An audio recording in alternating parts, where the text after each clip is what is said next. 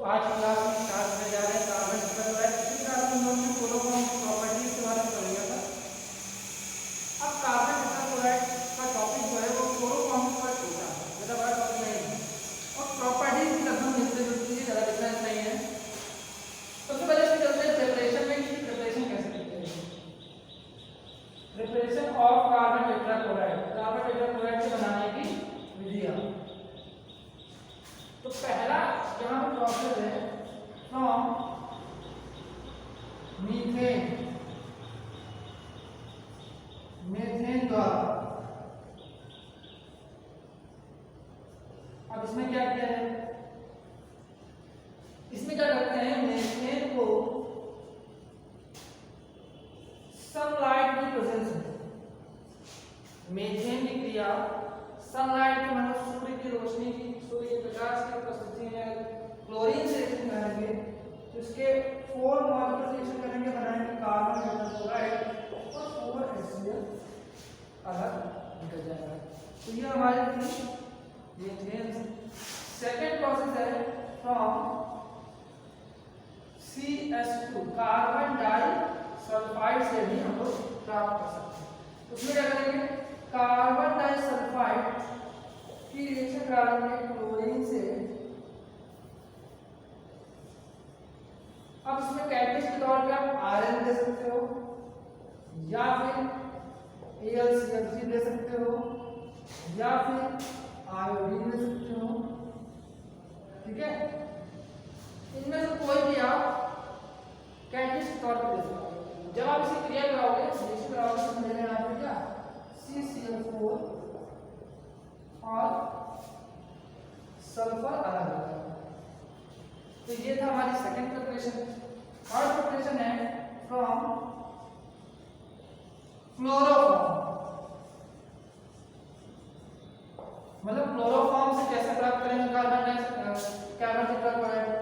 Chloroform का formula होता है CaCO3। देखो अगर कार्बन टेट्राक्लोराइड को मिलाओ तो एक क्लोरीन की कमी है तो Cl2 मतलब क्लोरीन से रिएक्शन करा देंगे। जैसे ही रिएक्शन होगी सेम वही रिएक्शन यहाँ भी होगी और मिल जाएगा कार्बन टेट्राक्लोराइड और HCl अलग, ठीक। फोर्थ प्रिपरेशन जो लास्ट प्रिपरेशन है वो है फ्रॉम प्रोपेन,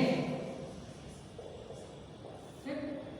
अब क्या करेंगे प्रोपेन से, प्रोपेन में इस प्रोपेन की रिएक्शन करा देंगे क्लोरीन से और टेम्परेचर रखना पड़ेगा 400 डिग्री सेल्सियस और प्रेशर रखना पड़ेगा 100 atm। मतलब इस कंडीशन में जब आप रिएक्शन कराएंगे प्रोपेन की क्लोरीन से तो क्या होगा कि कार्बन टेट्राक्लोराइड मिल जाएगा और हेक्साक्लोरोथेन मिल जाएगा और साथ में HCl मिल जाएगा। तो यहाँ पे 4 एप्लीकेशन देते हैं, चारों क्या है, कार्बन टेट्राक्लोराइड की मेथड ऑफ प्रिपरेशन, मतलब बनाने की विधियां। अगर इसकी प्रॉपर्टीज का विचार करें तो प्रॉपर्टीज, ठीक है, प्रॉपर्टीज के बारे में जानना चाहें तो प्रॉपर्टीज में अगर फिजिकल प्रॉपर्टीज में चले तो फिजिकल प्रॉपर्टीज में अगर हम कहें तो इसकी जो स्मेल होती है, कह सकते हैं थोड़ा सा मीठी टाइप की स्मेल होती है और इसका जो बॉइलिंग पॉइंट होता है लगभग 77 डिग्री सेल्सियस होता है, ठीक। और अगर हम बात करें कार्बन टेट्राक्लोराइड में तो कार्बन टेट्राक्लोराइड में कोई भी मोर इलेक्ट्रोनेगेटिव एटम नहीं है।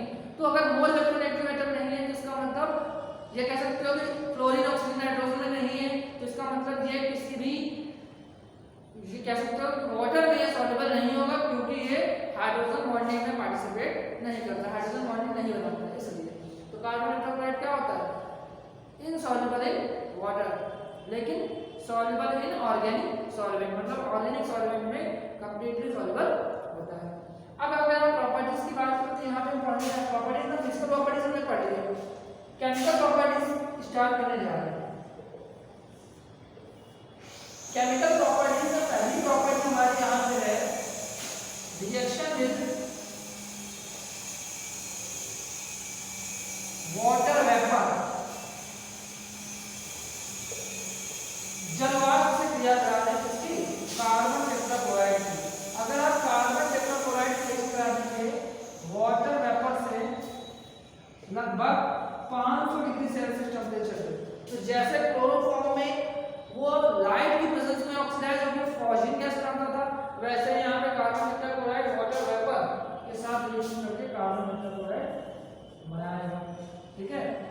वैसे यहाँ पे अलग हो जाएगी। ये हमारी कौन सी गैस है? फॉस्फेट गैस, जो पॉइजनस नेचर की है, पॉइजनस गैस है। ठीक है, इसी कारण बनने के कारण से ही क्लोरोफॉर्म को हम लोग यूज करना बंद कर दिया गया। इसके बाद सेकंड प्रॉपर्टी के तौर पे रिडक्शन, ज्यादा बड़ा टॉपिक नहीं है रिडक्शन, मतलब कार्बन टेट्राक्लोराइड रिडक्शन कैसे करेंगे?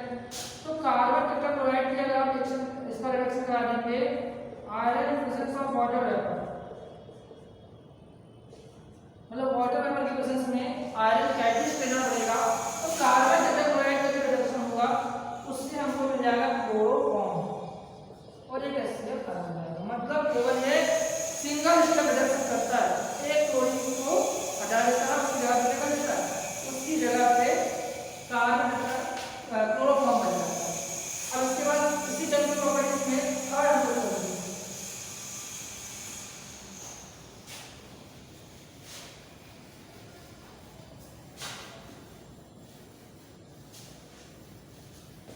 थर्ड प्रॉपर्टी जो है हाइड्रोलिसिस की,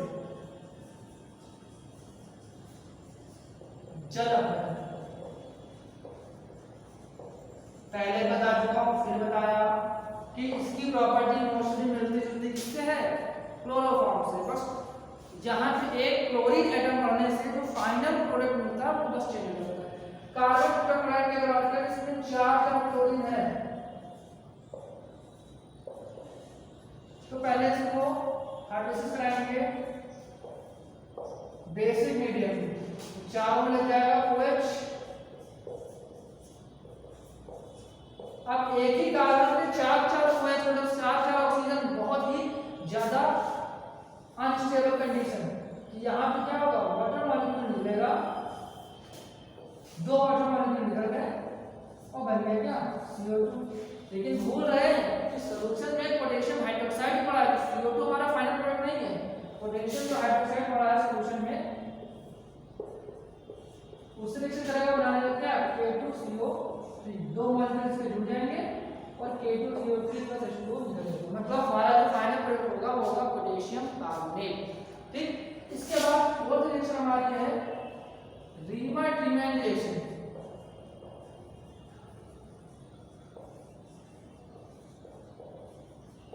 अब आप लोग सोचेंगे कि रीमर-ट्रीमैन रिएक्शन तो हम लोग पढ़ चुके हैं, क्लोरोफॉर्म में पढ़ी थी हम लोगों ने, तो मैंने अभी कहा ना कि मोस्टली रिएक्शन मैच करती है, कुछ अलग नहीं है, बस एक क्लोरीन एटम ज्यादा होने के कारण बनने वाला फाइनल प्रोडक्ट चेंज हो जाएगा। अभी देखना क्या चेंज होगा। जैसे अगर हम फिनॉल की रिएक्शन करा दें कार्बन टेट्राक्लोराइड से,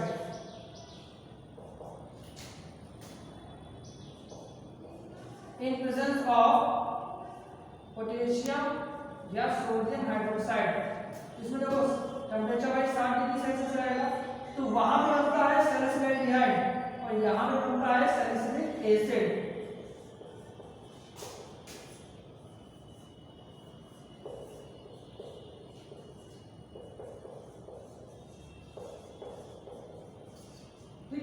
ये हमारा है ortho and para salicylic acid.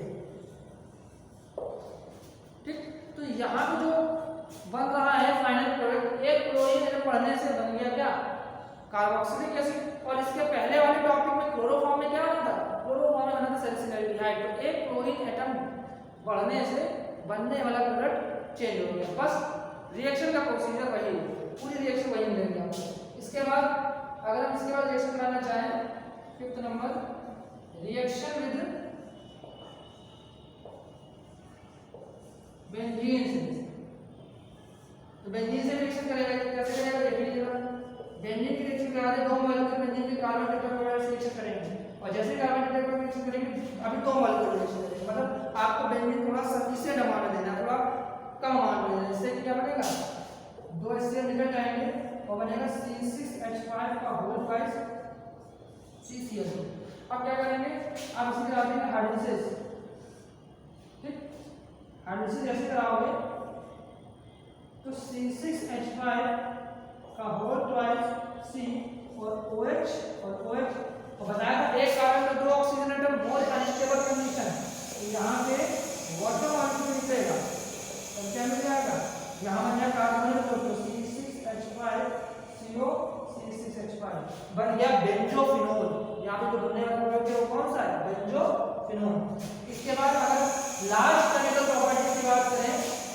Reaction with HF, ठीक है, यहाँ एसबी आप किससे रिएक्शन करा सकते हो, आप कार्बन टेट्राक्लोराइड रिएक्शन करा दो HF से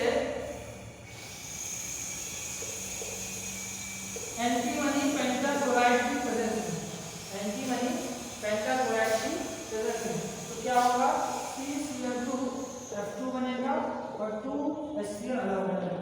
ये जो बना है इसको हम कहते हैं फ्रियोन, ठीक है।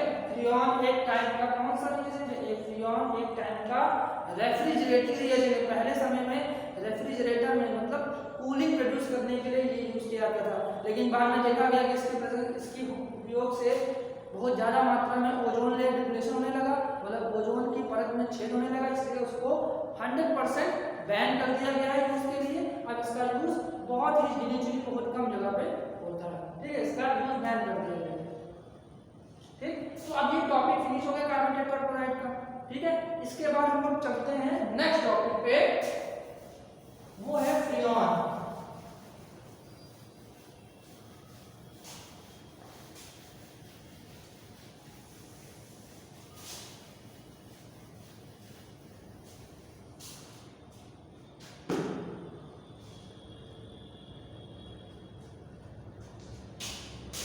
Next topic Freon.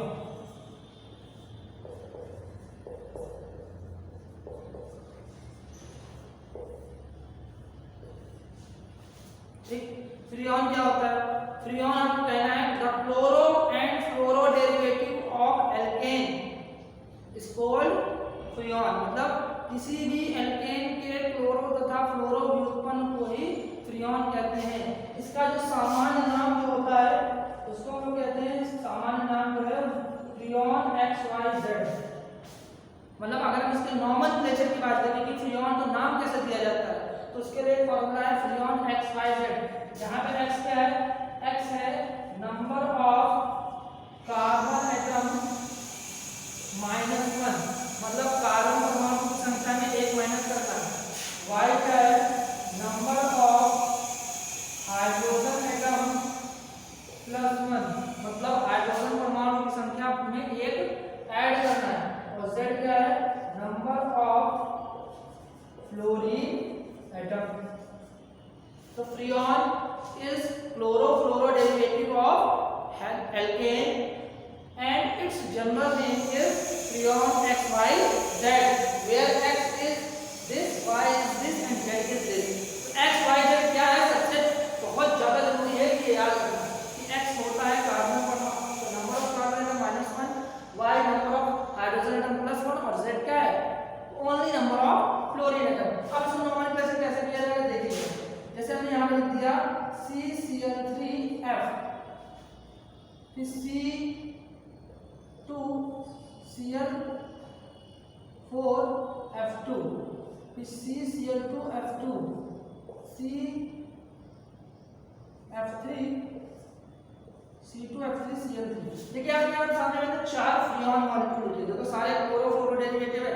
अब इनका नाम कैसे दिया जाएगा, तो पहले वाले का नाम होगा फ्रियोन, अब XYZ, तो X क्या है number of carbon atom -1, carbon atom कितने हैं 1, एक ही तो कार्बन दिख रहा है यहाँ पे, तो 1 और 1 उसमें -1 कर दोगे तो 0, तो फ्रियोन X की जगह पे 0 हो गया। Y क्या है नंबर ऑफ हाइड्रोजन एटम +1, यहाँ पे नंबर ऑफ हाइड्रोजन एटम है नहीं, मतलब एक भी हाइड्रोजन एटम यहाँ पे प्रेजेंट नहीं है, तो मतलब 0 हाइड्रोजन एटम है, और 0 + 1 मतलब 1 आ जाएगी Y वैल्यू। और अगर हम Z की वैल्यू की बात करें तो Z हमारा फ्लोरीन एटम को बता रहा है, तो फ्लोरीन यहाँ पे क्या है, फ्लोरीन यहाँ पे केवल 1 है, इसलिए फ्रियोन 11 इसका नाम है। इसी जगह पे अगर दूसरी बात करें तो फ्रियोन का नाम क्या पड़ेगा, X number of carbon atom 2 है और -1 तो 1 हो जाएगा। सेकंड मॉलिक्यूल में number of hydrogen atom Y की वैल्यू बात की जाएगी, और यहाँ पे हाइड्रोजन एटम है नहीं, तो 0 + 1 तो 1, और जो सेकंड के बाद जो थर्ड हमारा फैक्टर है Z बताता है फ्लोरीन एटम को, फ्लोरीन एटम यहाँ पे 2 है, तो इसका नाम बन गया फ्रियोन 112। वैसे थर्ड का नाम क्या लिखेंगे, थर्ड का नाम लिखेंगे फ्रियोन, कार्बन एटम यहाँ पे है 1 तो 1 माइनस 1 0, हाइड्रोजन एटम कोई नहीं है, कोई नहीं तो मतलब 0 प्लस 1, यहाँ प्लस 1 है तो 1 हो गया, फ्लोरीन एटम में 2 है तो 2, फ्रीऑन 12 हो गया। यही जो कंपाउंड है जो मोस्टली यूज किया जाता है एज अ रेफ्रिजरेटिंग रिएजेंट, और यही रिस्पांसिबल था ओजोन लेयर डिप्लेशन में। फोर्थ वाले के लिए हम लोग लिख सकते हैं 1 1 एंड 3। तो ये हम लोगों ने सीख लिया नोमेनक्लेचर ऑफ फ्रियोन। अब इसको प्रिपेयर कैसे किया जाए, जरा एक तो रिएक्शन देख लीजिए, बस और कुछ है नहीं इसमें, ठीक है। जैसे कार्बन टेट्राक्लोराइड को अब इन दोनों का अच्छा रिएक्शन कराया जाए इन प्रेजेंस ऑफ FbF5 तो क्या होगा CCl2F2 और 2 HCl मिलेगा, ये हमारा क्या है फ्रियोन 12। वैसे आप कराना चाहो तो CCl4 से करा दो HbF3 से, ठीक है, तो मिलेगा CCl2F2 और प्लस HbCl3, ठीक है। अब इसमें यहाँ बैलेंस करना पड़ेगा, तो जैसे यहाँ हमने 2 से कर दिया मल्टीप्लाई, तो यहाँ कर दिया 3, तो यहाँ करना पड़ेगा 3, तो HbCl3 तो बैलेंस कर लेना। रिएक्शन का प्रोसीजर यही है कि कार्बन टेट्राक्लोराइड का रिएक्शन अगर हम एंटीमनी ट्राइक्लोराइड से कराएंगे in presence of antimony pentachloride, ये ध्यान रखना है कि प्रेजेंस में क्या रहना चाहिए, तो आपको ये मिलने का चांस रहेगा। तो ये फ्रियोन की हम लोगों ने प्रिपरेशन कर ली, ठीक। अब ये चैप्टर हो गया है, इस चैप्टर में हेलो एल्केन का टॉपिक हो गया है फिनिश। अब हेलो एल्केन के बाद जो नेक्स्ट टॉपिक पढ़ना है हेलो एलीन पढ़ना है, वो आपको नेक्स्ट क्लास में स्टार्ट करेंगे, और वो मुश्किल से 2 या 3 दिन का टॉपिक है। 3 दिन में जो हो सकता है 2 ही दिन में वो टॉपिक हो जाए फिनिश, तो फिनिश हो जाएगा तो हम लोग सिलेबस में नेक्स्ट चैप्टर पढ़ेंगे, ठीक।